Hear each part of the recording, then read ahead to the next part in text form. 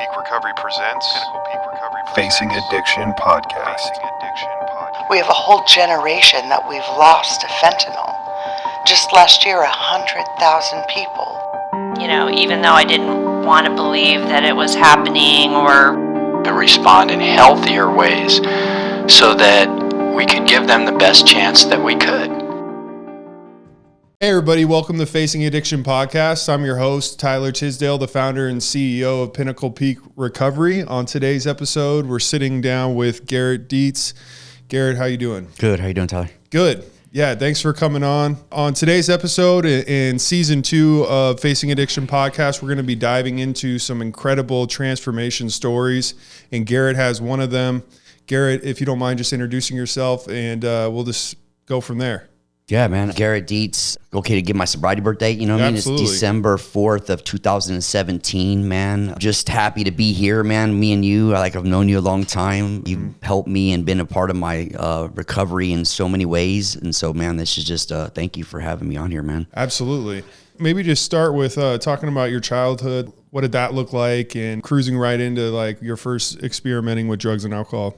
Yeah, man. So even when I share at meetings, you know, I tell people, you know, my parents were military. So mom and dad both in the Marines. They met in the Marines. They had a Marine Corps wedding. So I grew up on bases. I was born in Oceanside, California, Camp Pendleton. Strict family, you know what I mean? The Marine family. My dad retired after 22 years. My mom retired after 5 years. So they were no bullshit kind of family, you know what I mean? Like you didn't get away with anything. And I was obviously the black sheep, man. I was always getting in some stuff. You know, me and my mom were just talking about this. When I was 5 years old, I literally set the kitchen on fire because I was playing with matches and I was just lighting them and flicking them into a brown bag. I was always into some shit, right? First introduction to drugs and alcohol, man, very early for me. When my parents retired in Houston, Texas, I got an older brother and then I had a much older sister. She was, I think, 10 or 12 years older than me. I think I was 7 when my mom and dad retired and they started to go to Vegas.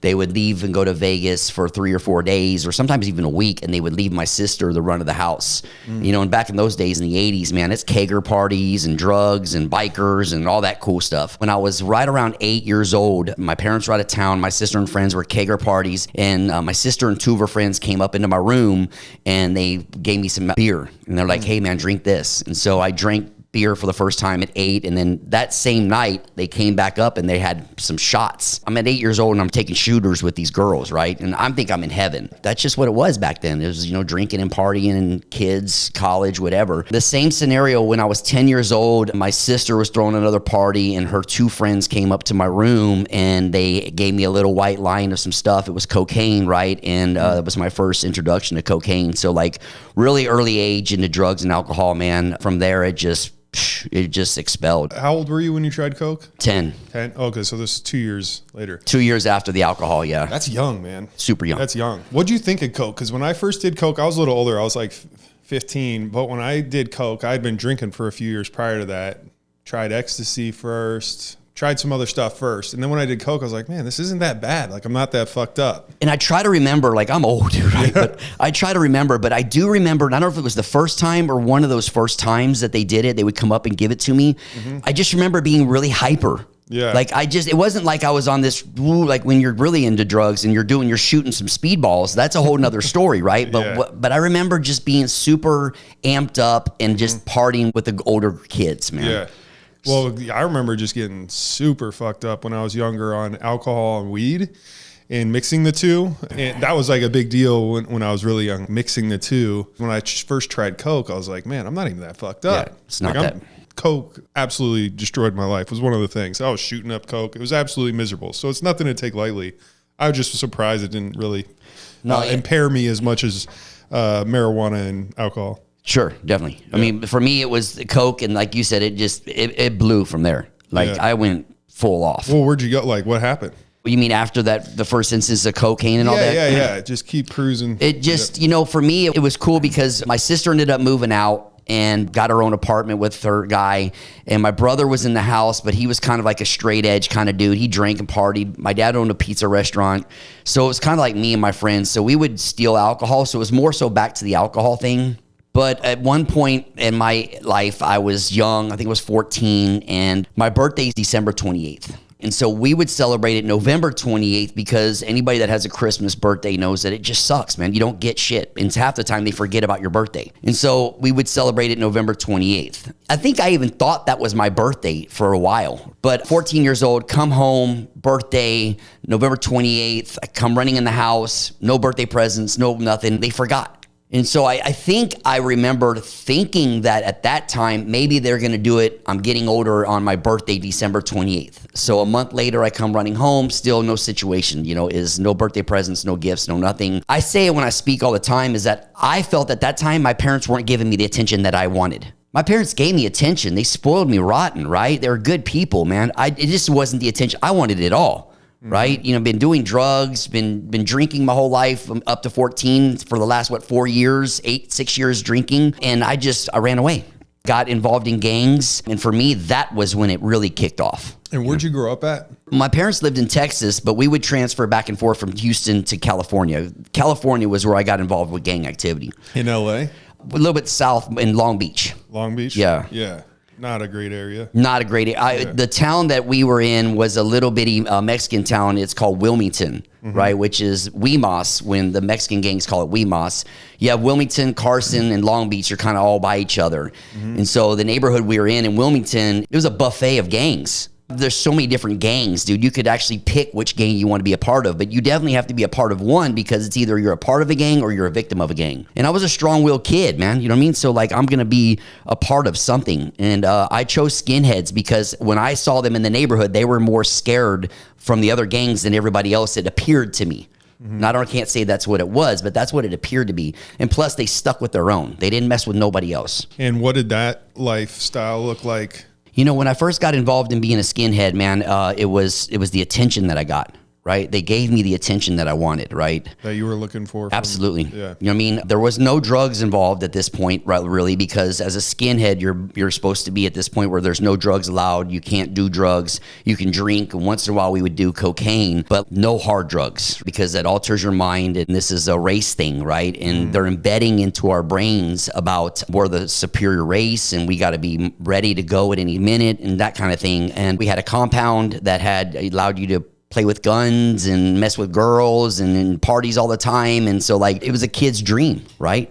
But what else wouldn't you want? You get to hang out with girls, you get to shoot guns, you get to drink all the time. And then they teach you stuff that maybe now I look back and damn, I wish I would have never been a part of that. But then again, it's I got a lot of knowledge out of being a part of that. Yeah. Well, what kind of knowledge? Knowledge in how gang activity is, how gang violence is, the different way organizations work. Because when you're involved in gangs and when you get to a certain level, and I was very high when I walked away, you're always in conversations with the heads of the other gangs. When you're in prison, the heads always have to talk because they're the ones that kind of keep control of the yard. Same thing on the streets, man. The heads of the neighborhoods are always trying to talk because they don't want to set the whole neighborhood off. I learned a lot of knowledge about the white race and why people are so embedded in why racism is the way that it is.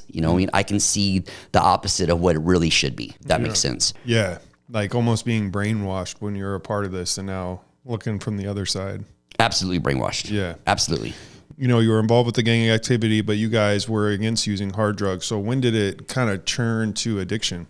I was coming back from California to Arizona from ages of 17 to 19. Every month we would come out here, every other week or so, we were moving 8 to 10 pounds of meth from one person to another. We would come out here, we would get a hotel room, we would drop it off, and then we would leave again. But you guys weren't using it? Not using it at all. Yeah. Once in a while, like I said, we would do coke because it kept us drinking. But meth was a no-no. We ended up coming out and started selling out here because we wanted to kind of set up our own little shop. And it was my 19th birthday. I was at my buddy's house. We were in Mesa, and he was in the bathroom with his girlfriend. And he yelled out to me, and he was like, "Hey, brother," he's like, "your birthday present is underneath the magazine on the coffee table," right? Not a lot of shit fits under an open magazine on a coffee table. And my first thought was money, right? They're just going to load me up with some money so we can go whatever. And I lifted up the magazine and there was a little white line. And I thought, all right, cool. We're going to do some coke, right? We're going to get super drunk. We're definitely getting arrested and we're going to get in a bunch of fights because that's what we did, right? We were what's called beer Nazis, right? We would get drunk and then we would just get in huge fights. That's all we did. And so I snorted it, man, and it was not coke, man. The burn was different. The immediate amp was different. It was a total 100% different feeling, right? And it was meth. And I was hooked, man. From that day, I wanted it. I had to have it, and I couldn't get away from it. Couldn't get away from it? Mm-mm. No, man. I was hiding doing it from my bros for a long time. I didn't want them to know that I was doing that. So like they would go back to California and I'd say I'm gonna stay out here and do what we needed to do out here just so I could stay high. But from my 19th birthday, 9 months later, I was sitting in county jail and I was looking at 2 counts of assault, 1 count with assault with intent to commit murder, and 57 counts of grand theft auto. 57? Yeah. And that was all in Arizona? All here. You guys were stealing cars? Stealing cars, tweaking, and running amok. Dang. So what happened? The 2 assaults was obviously just an assault. So, got in a fight, beat up some dude, and got an assault for it. And obviously the 57 counts of grand theft auto was because we were stealing cars. But we were sitting in county jail, and it was on 2 different cases. The assault with intent to commit murder was 1 case, and then everything else was on another case. Mm-hmm. And they were trying me on that assault with intent to commit murder first. And what happened was I was in Scottsdale one night, obviously in a stolen car, obviously tweaking, right? And I pulled into a Circle K. I believe it's Centennial Boulevard and Scottsdale Road. And I pulled into the gas pumps, and the girl that I was with went into the store, and my homeboy got in the passenger seat and started pumping gas, and I heard a car in the stall next to me, right? We're in Scottsdale, dude. So like there's Lambos, there's, DeLoreans, there's all kinds of cool shit out there, right? And so I heard this car in the stall next to me, and it sounded tough, dude. And I was like, I got to see what this is. And I go over and I look, and it's this brand new Mustang Saline, fresh off the showroom floor, dude. Convertible, keys in it, it's running. And I'm like, this is mine, right? But then I thought, there's no reason for me to steal this car right now, right? I'm in a Lexus SC400 coupe. Like, why do I need to steal another car just to steal it? I was gonna leave it alone, and when I went to go back to the pump, I caught the license plate, and it was a paper plate, but it was personalized, and it said Arpaio. And I'm like, nah, I'm stealing this fucking car, right? And so allegedly, I robbed Joe Arpaio's nephew at gunpoint and stole his car. And so I'm fighting this case, and we're going to court. And I had this lawyer. So in Maricopa County, they'll give you a public defender, or they'll hire you because every lawyer has to do a pro bono case X amount of times a year. Mm-hmm. And so they'll give you a real lawyer. And so they had a real lawyer. And out of luck, though? Or can you choose it? No, I just think it's depending on luck cases. On the draw. I think, or depending on how high volume your case is, like how big it is. And so mine was a big case. I was the leader of a notorious racist gang. You know what I mean? I was tatted up at this point, not as much as I am now, but they knew who I was. And so every time he would come into court, bro, like this dude looked like doom and gloom. He was sad. I thought, I'm going to prison for the rest of my freaking life because of this dude. And so one day we're at a settlement conference hearing, and he skipped down the freaking aisle, right? And he was all giddy and happy. And I was like, what the hell, right? And he sits down and he said, we got him. And I go, what do you mean? He goes, they're going to dismiss this case today. They've already told me. And I was like, what do you mean? And he goes, look, and he hands me the surveillance photo from the Circle K. And God is a huge part of my testimony, right? Because I'm a big believer of God now. Whoever tilted that camera, tilted it just enough where it was just the top of my head. That's all they could see. And then they got me peeling out in the car. That's it, right? So everything else that was possibly in my hand, gone, right? And so they can do one of 2 things. They can charge me with another GTA, or they can dismiss the case. And they've already got me on 57 counts, so why are they just gonna do another one? So they threw it out of court. And so now I'm facing the 57 counts of grand theft auto and the 2 counts of assault. And my lawyer comes in. I actually ended up bonded out. I was out for, a couple months, and then I ran for a year or so. Where did you go when you were on the run for a year? Did you go to California? No, I was right here. Right here getting high, tweaking. Okay. I mean, because I'm a dope fiend, right? Looking over your shoulder, you're super paranoid? Not even, dude. I'm so high, I don't even care, right? Damn. Come get me, right? Dude. I got a gun, you got a gun, let's have this like out. That? It was definitely like that. Like, I had no stop. Anybody that knows me will tell you I had no quit in me, man. Like, I will be the first to come get you if you're coming to get me. When I was 11 years old, my stepbrother was on the run with 2 strikes in California. He was in Oregon. He was tweaking with that same mentality. And he was only like 19 years old. And when the cops found him and surrounded him, he pulled out it was a fake gun and pointed at him, and suicide by cop. Suicide by cop. That was a motto, dude. Honestly, that was our motto on the street, but I wasn't suicide by cop with the fake gun. I'm coming. Somebody's going down with me. Yeah. I didn't have no stop. If you came at me, trust and believe that I'll put you in the ground. I didn't care. I was full of hate and discontent, man. But I was on the run out here. They ended up catching me, and I went back into county jail, and they put me in Durango, right? And I don't know why the hell they put me in Durango, right? Because I should have gone to Madison because of my charges and because of who I was, but they put me in Durango, and they put me in D7 first, or no, D5, which was kind of like I know exactly what you're talking D5 is indoors, Yeah. right? And so I ended up peeling off the top of the shower. I popped the rivets of the shower and I climbed up. I was up on the roof of Durango, but there was 3 wired fences and I couldn't jump from the roof over 3 fences. And so what happening was I just ended up having my homegirl throwing dope up to me, and we were just getting high in the pod. And then somebody told on me for doing that. And so they moved me to D9, the warehouse. I'm surprised they didn't just send you to Madison at that point. They sent me to D9. They thought they could keep an eye on me. And when you're in the warehouse at different times every day, they pick 2 guys to pass out the trays. And then whatever's left, you get to keep for yourself and eat. And they would let us go into the CO's bathroom to eat it, or DO's. And so they picked me and one of my boys, and I'm already planning this escape. Like, I don't know how I'm going to do it yet, but I'm going to get out. And they gave us our trays, and we went into DO's bathroom, and we closed the door, and there's a red toolbox underneath the freaking toilet. And I was like, whoo, and popped it open. And sure enough, there's wire snips, there's duct tape, and there's a flashlight. And I'm like, we're out, dude. And so we ended up capping the door, cutting through 5 fences, jumping in the canal, and we were gone for 3 days until we got caught. How'd you get caught? It's an embarrassing story, man. So I had a bunch of cars out in Prescott parked at this garage. We had found this garage. We put a bunch of money into it, and we had all these cars. And the game plan was to go to Prescott, get in one of the cars. My boy had already put up a bunch of money up for me, and go to Mexico and just live La Vida Mexico, you know what I mean?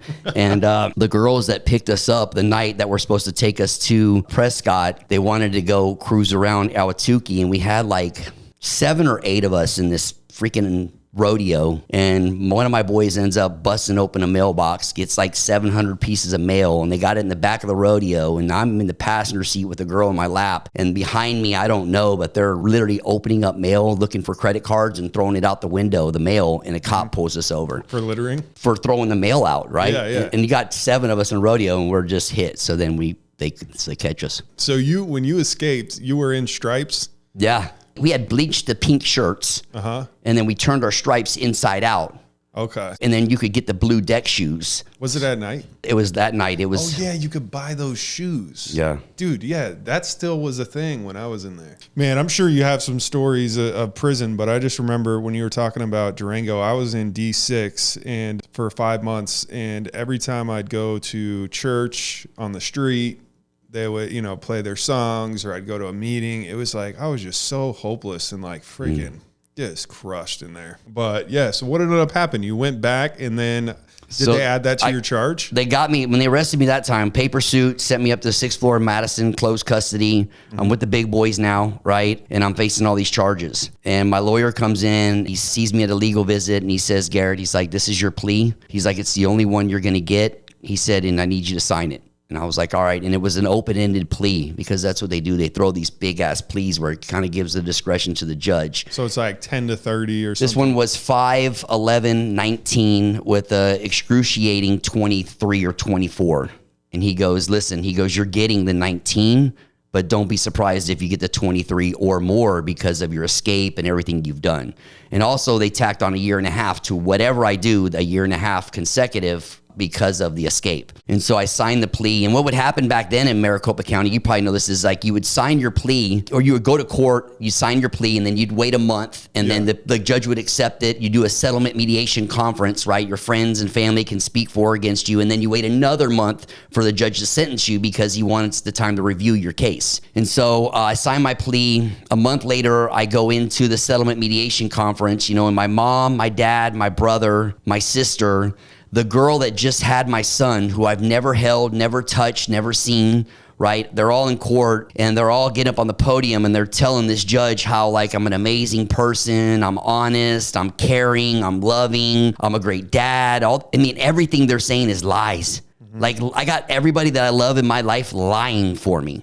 I look back now and see that. I didn't see that then. I'm like, yeah, I got this, you know what I mean? And then the district attorney says that they have somebody that wants to speak against you, man. And shit you not, Joe Arpaio himself, at the time sheriff, walks into the courtroom. He just walks right through the freaking swinging doors, and he literally got up within 2 feet from the judge. And he's just letting me have it. The leader of a racist gang. I'm a murderer. I'm a liar. I'm a thief. I've caused havoc on his city. I robbed his nephew at gunpoint. He just goes on and on and on. And everything he said was truth, right? And then he sat back down, and this is Mesa Court, because Mesa used to have Superior Court back in the day. They don't have no more. And so my judge, he said, Mr. Deetz, if it's okay with you, I'd like to sentence you today. I'm not going to make you wait another month. And I was like, cool. You know what I mean? I know that I'm going to prison probably for the next 20, 30 years. He says, I sentence you to the Arizona statutes. And then he starts reading off the codes, and he says, I sentence you to the minimum mandatory 5 years.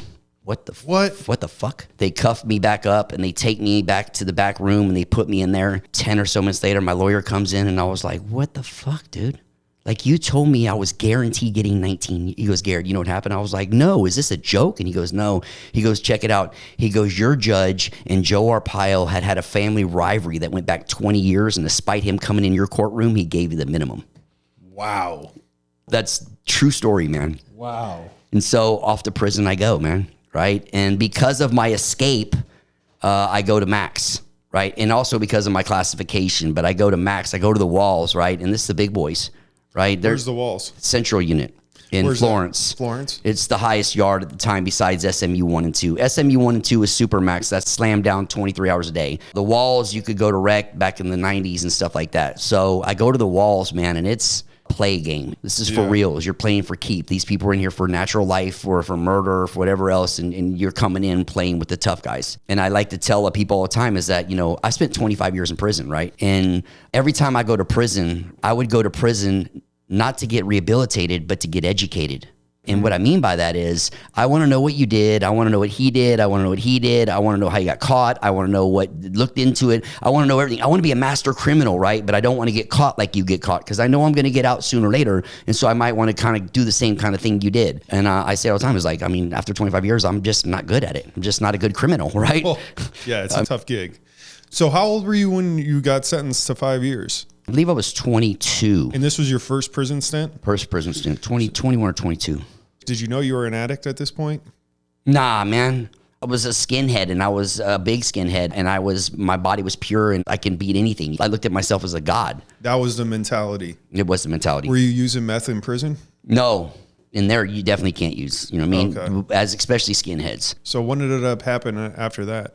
I think I was out for 6 months, right? Because I got out, I was on federal parole and state probation because the mail that they were throwing out the window, we all got fed time for that. They ran it concurrent with the state. You got fed time? Yeah, we got fed charges. For mail what? theft. For mail theft? Yeah, it's a federal charge. So I got 3 years probation for that, and then I was on parole at the time. So I'm doing state parole and federal probation. And 3 months into being out, I was just like, I'm good. Like, I don't want to be out here. Like, I want to be back in, that's my home, right? And so I went on the run for 3 months. When you have an active warrant from the feds, they send the marshals after you, right? And usually it's they call it a team. So it'd be 2 marshals looking for you 24 hours a day. They sent 5 teams looking for me. Wow.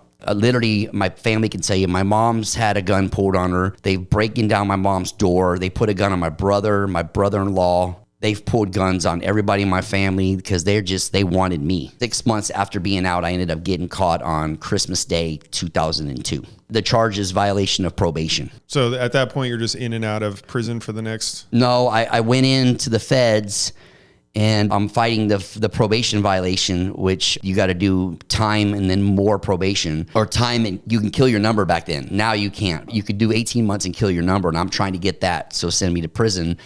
And come to find out, there was a bunch of guns in our hotel room, and one of the guns that was in the hotel room was a buddy of mine. He already had 2 strikes. He's on the rope program. If he got hit with it again, he's going for life in prison. I didn't have no gun charges on me, so he came down and saw me, was like, I need you to take this case for me, and I ended up taking it for him. So I got 3 years tacked on to the 18 months. And so then I went to the feds, and they sent me to Beaumont, Texas, which is a USP, which is like a max prison for the feds because of my level of my gang and because of just who I was. And so I'm in federal max for, I don't know, I got out in 2008. So 6 years roughly I ended up doing in the feds. Got out in 2008.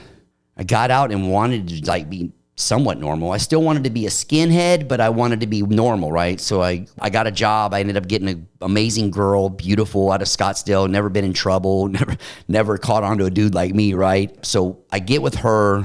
We find out she's pregnant, and I'm just like, I'm good. You know what I mean? And so what I do is I just go get high, and I'm running amok. And so I'm making a lot of money. So I end up getting this 4,000 square foot house out in Queen Creek, got two brand new vehicles, got money coming in and out, but I'm running and gunning the whole pregnancy. Like the whole time she's pregnant, I was home maybe 3 days, 9 months. They ended up 3 days after we got out of the hospital, so 6 days after he was born, Pinal County, Maricopa County, Joint Task Force with the marshals raided my house, and I wasn't even home. I was caught 3 days later in a high-speed chase, and here I am going back to prison again. This time, again, I'm done, right? I remember talking to my dad on the phone, and he said that I wish you would have stopped because I don't think you're ever going to come home now. And he was right, because my first plea was no less than 15, no more than 30 with an aggravated 45. So 45 years, you're looking, I'm going to be 80 when I get out. And this is flat time. They were talking about straight flat time. And it wasn't even a murder beef. And so I told him I'm not signing that plea. And I sat in 4th Avenue for 22 months fighting my case. And I ended up getting a plea bargain. It was no less than 8, no more than 18 with an aggravated 26. God found me in county jail, right? I remember I was in my cell one night. My cellie was this Christian kid, and he came in. I always take the top bunk because I don't want anybody sitting on my bunk. And so I'm laying on the top bunk, and he looks over at me, and he's like, "Hey, brother, would you like to pray with me?" And I was like, "Dude, you know who I am? Like, don't ever ask that fucking question again. I will smash you. Get the fuck out of my face." And I rolled over and went to sleep, right? And this dude, man, the next night, right, I'm laying there, and he looks at me again, and he's like, "Brother, would you like to pray with me?" And I jumped off the bed. I reared my hand back. I'm going to knock this dude out. And I was like, "Yeah, man, I'll pray with you." And I was like, what the fuck? And I ended up praying with the dude. I ended up finding God in county jail. But I didn't want my boys to know that I found God, because if they find out I found God, right, then they're going to come after me is what I thought, right? And so played God while I was in county jail to get out of my case. So I got these chaplains coming in, these ministers coming in, these cool dudes coming in, and I've got them all believing it, right? I'm doing prayers and all this, going to church and everything else. And so I go to get sentenced. I remember the day that I was getting sentenced, the two of the marshals and the one main cop out of Chandler, she was an FBI agent, and they actually brought her to Chandler PD to catch me and my crew. They said we ran the largest ring of organized crime to ever hit the East Valley, right? And I was the ringleader. And so they were all going to speak at my sentencing. And my legal advisor was in a car wreck on the way to court, and he couldn't make it, so they had to get an extension just till the next day. And those three officers weren't going to be allowed to be there because they had a prior thing that they had to be at. And they asked to speak to the judge that day, and the judge said, "No, you can come back tomorrow, but you can't speak today." Now, God tell you, man, if they would have spoke at my sentencing, I'd still be in prison right now. But because of that car accident, the next day we go to get sentenced, and they're not there. Wow. And so friends and family speak for me. Nobody speaks against me. And this judge, amazing woman, she looks at me and she says, "Mr. Deetz," she says, "I don't know what it is, but I feel like something in you is going to change. And I want to give you the benefit of the doubt. So I'm not going to sentence you to the 20 plus years." She goes, "I sentence you to 9.25. Saved my life, man. Incredible. Went into prison, was running and gunning for the first 7 years of my prison sentence. I was just doing the most. Like I in the game in prison. And then this dude, he was on my yard. So he left to go home, and when he left to go home, he was strung out, dude. This dude got high the morning before he left. There's an old saying in prison, the gate by 8 and the spoon by noon, right? It means I get out of the gate at 8 o'clock, and by 12 o'clock, I'm getting high, right? He was getting high in prison the minute we found out he was rolling up. A year later, he came back to the yard on a new case. And this dude, man, Tyler, he had some size on him. He had this glow to him, and he showed up, and I was like, "What's up, bro?" And I ended up throwing him a bunch of dope, and I was like, "Go get you a TV, go get you a radio, go get what you need." And he threw it back at me, and he was like, "I don't want that." He goes, "I'm sober, man." He goes, I got out, I got into recovery. He goes, and I worked this 9th step, man, and I had to go make my amends, and that's why I'm on this case that I'm on. And I was like, you're a dummy, dude.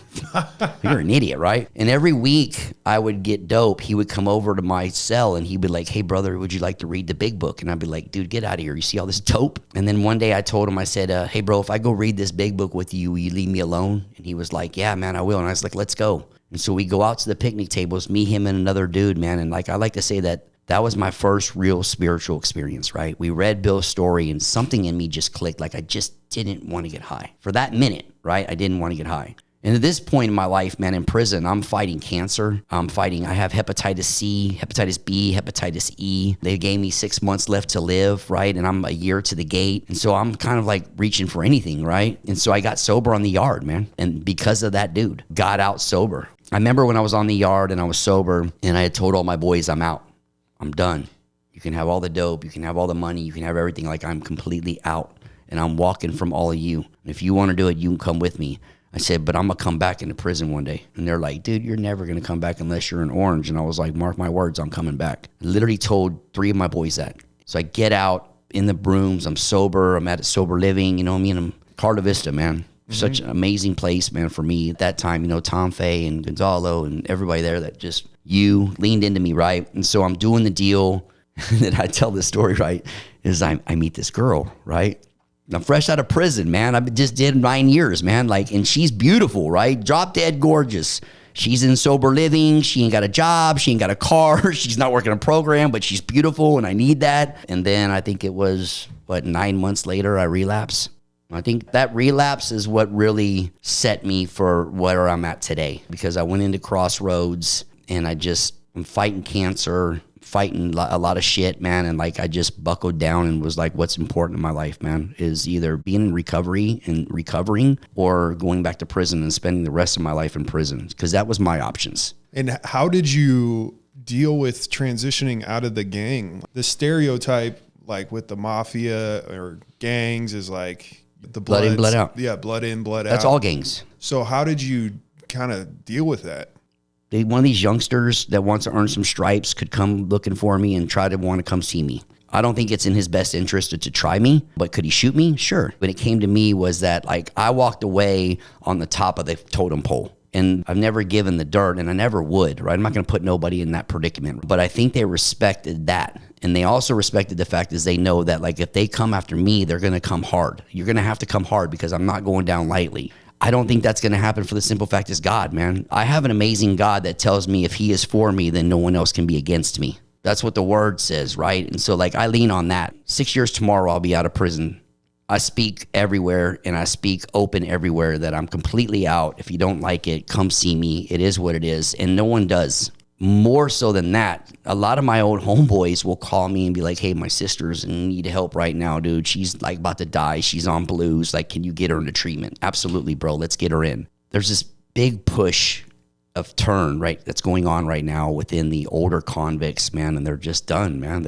It was cool when we were doing it, but now it's like, I can't be a man and be in a gang. I can't take responsibility for my family. I can't take responsibility for myself. I can't take responsibility for my job. I can't pay my bills because I got to be out there hustling, right? So what's more important? Growing up and becoming a man, you find out that it's those responsibilities. One of my boys who he did 47 years consecutively in prison, he says all the time, a real gangster is somebody that's out here that's working, paying for his bills, taking care of his kids. He's like, that's a gangster. A gangster is not somebody out there that's just shooting people for no reason, running amok and doing all that stuff. You're just a boy, man. I was just a boy trying to act like a man. So how did you, in just being in that gang, how did you transition out of that mindset? Like, what did that look like? And like, where are you at today? I picked up 5 years on Sunday, right? Congrats, man. Thank you. I appreciate that. I picked up 5 years on Sunday, and somebody asked me how I did it, right? And God, I didn't do it, man. Like, in all retrospect, I'm still that same dude. But because of God in me, I'm this new dude, right? just talking about this to somebody the other day, is that you get into an argument with a significant other or one of your friends or somebody like that, and that automatically that triggers, and then I get that anger comes up quick, right? But then I have to retract and remember, like, I don't want to be that guy no more. So that I play the tape. I get mad, I whoop you, or I hurt you, or I do something really bad to you, and then I'm on the run, and I play the whole tape out, and then I back up and I'm like, hey, my bad, I'm sorry, bro. And it's that fast. What did that transition look like when you got out of jail or prison and went to sober living and started doing the recovery thing? It was just like, man, I'm just done with that. Like, I'm not. Yeah. I mean, literally, that's what it was, man. It wasn't a process. It was like either I'm done or I'm not. You can't be half in and half out. That's for sure. You can't play the game. But in prison, you were sober at the end, but and I was done in the end. You were done in prison? I went on the yard and told them all I was out. You're like, I'm getting sober. I'm done. What's crazy, man, is we talk about this a lot there. So there's about probably 15 of us out right now, right? And I'm not tooting my own horn, but when I walked, probably 10 of those walked after me. And their thought process was like, we're not doing anything because if he finds out we're wanting to leave, he's going to kill us, right? But when I walked, they're like, oh, shoot, now we can be done too. We've wanted to be done forever, right? And that's what I mean is the evolution of prison and the games and all that stuff has changed, man. The old high-ranking guys that I'm friends with, all of them, right, have all walked away. They're like, we're done. We're out, right? And leave us alone. We're going to be with our families. We're going to be doing our things. And if you don't like it, cool, but don't come near us. What's happening is that evolution that I'm talking about is changing. Is more and more and more guys are changing and seeing that they don't want that no more. You know, when you're a kid, it's cool. When you're a kid, it's cool because you got somebody that you can get your 6 boys and go jump 9 dudes, or you go get in a fight in the park, or go shoot somebody, or go get in a shootout or high-speed chase. And there's so many stories, right, that could go on for years. But that stuff was fun at the time. But I look back and what did it get me? It got me a life of misery. It got my family a life of misery. So the 2 times I was out of prison in the 21 years, right, we'll say was, I went to my mom's house both times, and she would tell me, like, dude, like, if you stay out of prison, you know, we'll get you your passport, and I'll take you, I'm Polish, I'll take you to Poland and Scotland and all these places. And I was thinking, like, lady, you're crazy. I'm going back to prison. That's my home, right? This is a vacation. And so this time when I got out, I really thought about, like, I really want to go with her, and I want to experience these things with my mom, right? Because who gets that opportunity to experience with their parents, right? A buddy of mine in the program, he was on my case, right? I'll leave his name out of it, but he was a part of my case. He was the lower end of our case, my case. He did 5 years. He got out. He was in the rooms. He was sober. We were all just chatting it up. And him and his girl, right? I'm looking on Facebook, and he's like in Okinawa or Japan. So he's somewhere Oriental Islands, right? And I'm thinking, like, how the hell did this dude get his passport, right? And so, like, he gets back in town. I call him. I'm like, get over to the house. And I'm telling him, like, hey, how did you get your passport, dude? You got to tell me. And so he draws this out for like 10 minutes. And finally, he's just like, I applied, Garrett. And I was like, what? He's like, I applied. He's like, everything they tell you you can't do in prison is everything you can do. So I go to my mom. I'm like all excited. So like I can get my passport. I end up getting my passport. Me and my mom booked this trip. We're going 21 days to Europe. We're at the airport. We're at Phoenix Sky Harbor, and we're flying to Germany. My parents aren't rich, right? They got money, but they're not rich. When we're in the airport, my mom is cutting lines, like literally walking in front of people and cutting TSA, everything. And like finally I pulled her aside and was like, hey, check this out. Stop. I was like, look at me. They're going to arrest me. You need to stop. And she was like, Garrett, listen, I paid $50 extra so we can get to the front of the line. And I was like, maybe it's true. I don't know the airport, so maybe she's telling me the truth. So now me and her are cutting lines. Get on the plane. I'm going to coach, right? Passing through first class. And she taps me on the shoulder and she's like, we're right here in first class, right? And I don't know if you've been on a first class international flight before, but like the seats roll down into beds. They got these TVs, and it's just like a whole experience, right? And me and my mom are on first class. We're flying to Germany, and we're laying in our beds, and she looks over at me and she says, can I tell you something? And I said, you can tell me anything you want. She said, Garrett, she said, you were the person that I feared most in this world. She said, I feared you more than the devil. And my mom was a Christian woman, right? She said, I used to sleep with a gun underneath the pillow in my bed because I knew that I was going to kill you one day. That's my mom, dude. That's my mom, right? Damn. And so, like, I started crying, and she looked over and she started giving me these great accolades about who I am today. That's why I do it, right? Because I had hurt so many people in my life, man, that I don't want to hurt anybody ever again. It would take the most insane thing for me to get violent again. What's your recovery journey What has it looked like? How have you stayed sober this long? What's this journey look like for you? Treacherous, dude. Treacherous. Like, it literally, this last year has probably been the hardest year of my life. But because of some amazing men that I could call on in the rooms, right? And women too, because of a God that just loves me unconditionally, right? And because of a lot of prayer, I've stayed sober and what I've learned from people in the rooms. But like, it hasn't been easy, man. I've lost 49 friends, and not just people I've met in the rooms, but 49 friends to overdoses or killing themselves in the last 4 years, right? That hurts, right? But I think the biggest one was this year, losing my dad. Man, the dude was my rock, man. And he went fast, and we didn't know what was happening. Found out he had cancer. He was supposed to go to radiation and chemotherapy, and then it was going to be good. And come to find out that the chemo ended up just shredding his throat, and so we had to take him to the hospital, and then it was either hospice or be on a breathing tube for however long until he dies. And he's 80 years old, he's a Marine, and he's not putting a ventilator in his, or a tube in his stomach or in his throat.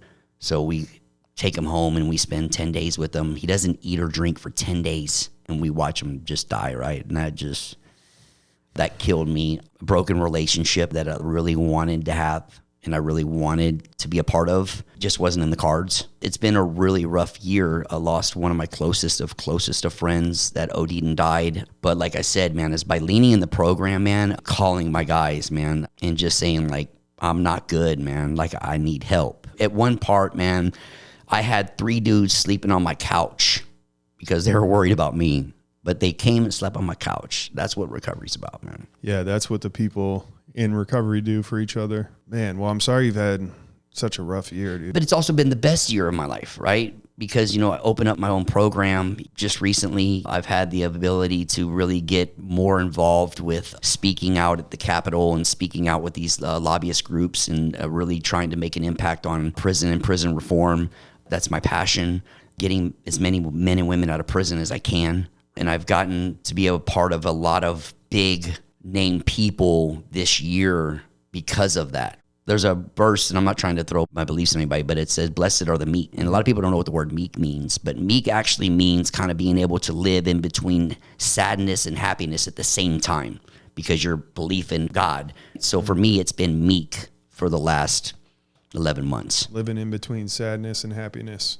You're both. You're sad and happy, right? Mm-hmm. I'm both. I'm super sad about a lot of things that are going on in my life, but I'm super happy, and I'm both right there. And for a lot of people, that's where the relapse comes because I don't know how to deal with those emotions. But for me, it's leaning on God, man, like trusting in God. Leaning on God, reaching out to your support group. Absolutely. Focusing on others. You know what the most crucial one is, man, is being vulnerable. Right? Yeah, being vulnerable is awesome. It's never comfortable for me, but I love the connection that comes from being vulnerable. I heard a share last night at Razor's Edge, and the girl gets up there, and I've never heard her speak. She's kind of newer, been around for a couple years, but I've never heard her story. And I don't know what to expect, and she is 1,000% real. Lays it out there. And I'm just like, that was an awesome share. Because that's what I'm here for. People being real and it's relatable. It's never comfortable for me, but I'm with you. Like, I love that topic. So for me, it's like a must, right? For the simple fact is I was never vulnerable in my life. I do my own little shares like on TikTok and stuff like that. But in one of them, I talked about being vulnerable because like in my life, my old gang life, I didn't know love. Mm-hmm. I didn't know sadness. I didn't know intimacy. I didn't know scared. Those emotions didn't work in me. So I was never vulnerable. In the beginning, it was very hard. But for me, like nowadays, it's a must. And I'm super vulnerable with anybody and everybody I talk to because like if I'm not, I'm that other guy again. And he's going to come out sooner or later. I always want to pride myself on being super vulnerable. Proud to be vulnerable. Yeah. Right? Proud to let people know that I have emotions. Dude, I cry over the littlest shit now, dude. It's not even funny, dude. Like, people look at me like I'm like a little pansy because I cry over the dumbest shit, dude. From the number 1 ranked gang member in Arizona to that. Just my gang, but yeah. I understand what you're saying. Yeah, for that gang to that is incredible, man. And I'm with you. Vulnerability is it's a huge piece of recovery and just being honest. Like, secrets keep us sick. It's cliche, but it's true. what type of things are you doing to give back? And I know you're really involved in the prisons. And I got involved with a group of people years back that were doing prison reform, ended up being a part of a group that created one of the largest reentry centers in the nation, right? What's a reentry center? Reentry is like people getting out of prison and giving them a safe place to go. Like kind of like a stepping stone to getting, listen, when you're in prison and you're doing a lot of time, right, you come out and you have PTSD, you have social anxiety, you have every criteria across the board, right? It's literally like living in a war zone. And I'm not in any way comparing a convict to somebody in the military, but the scenario is the same. It's like somebody coming home from war, right? Is that the thought process is just combobulated. If you can imagine this, prison is like owning a car that only goes 5 miles an hour. And out here, everybody's car goes 150 miles an hour. And if I'm driving a car that only goes 5 miles an hour and I try to get on the freeway and everybody's going 150 miles an hour, you're going to crash. Being a part of prison reform is teaching people to have a car that goes from 5 to 150. Getting out and making them understand that like there is going to be a lot of things that are going to really mess with you, and leaning on people, calling on people, how can we help you? Not necessarily my program or any of the other programs, but like really walking side by these people and being able to show them that like, hey, we can stay out and we can make it. You're going to go through a lot of shit, right? But like lean on people that have done it before. I go to the parole office every Thursday and speak at the orientation. I speak inside DOC a lot. And what it is being able to get people to understand is that when you get out, day one is the most crucial day, because day one is the day you decide on what you want to do with the rest of your life. Majority of the people need a pause, something to slow you down enough to let you slowly catch back up. And that to me is what prison reform is. Not just that, but it's also being a part of a movement where there's a lot of different organizations out there that are kind of claiming the fame to doing prison reform, but they're not doing nothing for prison reform, right? Not everybody in prison is a bad person. 90% of the people in prison are in there because they have a drug or alcohol problem, right? And they committed their crime while on drugs or alcohol. You hear the word violent criminal, and they're the worst of the worst. I'm a violent criminal. And everybody that I know that I walk beside of in prison reform is a violent criminal. And guess what? We're not violent people. We had problems and our problems got solved. I hear a lot of people talk about, well, I don't want people like that in my neighborhood, and I'm not talking about sex offenders or anything like that. That's their own thing that they need to work on, and I'm not going to get into that discussion. But I'm talking about violent people that have committed violent crimes. They're not bad people. And a lot of these people have spent 20 and 30 years in prison and worked on themselves, and they just want that one opportunity to come out. And so being involved with that and being able to make a big push to make change when it comes to the laws and when it comes to the availability of them getting out and the options of them coming out and helping them come out and where do they go when they come out. My life is dedicated to that because I know what that's like, man. And you go back into prison. I do. Like you told your friends you would do, and talk to these guys. And what type of hope do you see?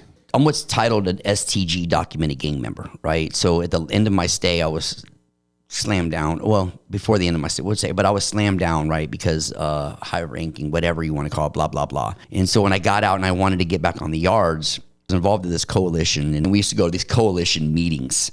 And it was the governor's cabinet members, ASU professors, owners of these high-end treatment centers, and they're sitting around this think tank table and they're talking about how they're going to change prison reform.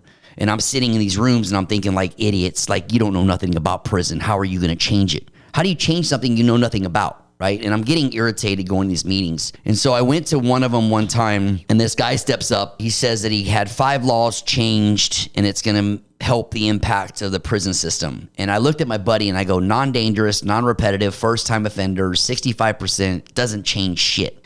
And so he said, well, say something to him. And so when he got done speaking, I stood up and I said, hey, sir, my name is Garrett Deetz. He said, yes, sir. I said, let me ask you a question. How many of those laws that you've changed are for guys like me? Murderers, gang members, people who've done 20, 30, 40 years, violent criminals. He said, none. I said, when you change people like me, that's when you change the evolution of prison system. A month later, it was recovery month, and they were doing this recovery day in prison, and they're putting everybody's name on this list to go back into prison. guy who works at DOC. He comes up to me. He's like, Garrett, put your name on the list. And I was like, dude, they're not letting me back in. He was like, put your name. I was like, dude, I'm STG. They're not going to let me back in. Like, are you serious? He's like, just put your damn name on the paper. I'm like, I'm not putting my name on the paper so you can just get me to say, nope, not going. And then I'm going to be pissed off. He's like, put your name on the damn paper. So I put my name on the paper. I got approved, right? And I got approved, and there's dudes that have nothing nowhere near what I've done. They got denied. And so we're going back to a yard, and we weren't sure what yard we we're going back to. And so then they come back and they say we're going to Santa Rita in Tucson. Let me tell you a story. In 2011, I was at Santa Rita in Tucson, and I was highly involved in my activities. And there was a riot at another yard, and they were bringing guys from that yard to our yard and our yard to that yard.